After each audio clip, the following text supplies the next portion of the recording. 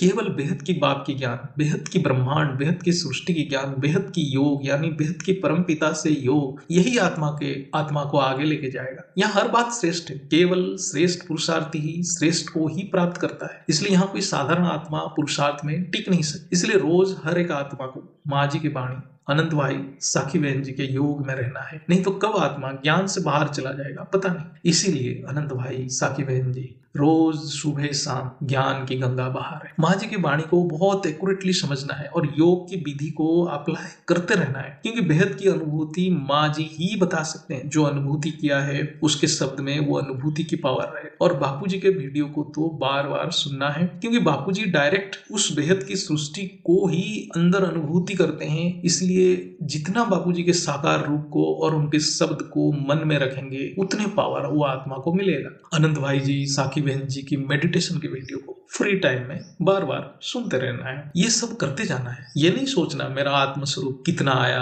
मेरा कर्म बंधन कितना कट रहा है, मुझे कुछ दिख रहा है कि नहीं दिख रहा है, ये सब भूल जाना है। केवल बुद्धि को बिजी रखना है। बुद्धि इधर उधर भागा तो फिर संकल्प उल्टा चलेगा। अभी एक ही पुरुषार्थ है, बुद्धि को ज्ञान योग सेवा में बिजी रखना है। इसलिए कर्मयोगी बनने के लिए बापूजी कहते हैं, गीता का सार है, उपनिषद का मूल उपदेश भी है, बिना लक्ष्य बिना कर्म मनुष्य की संकल्प नियंत्रण में नहीं रहता है और उसकी पतन हो जाता है। इसलिए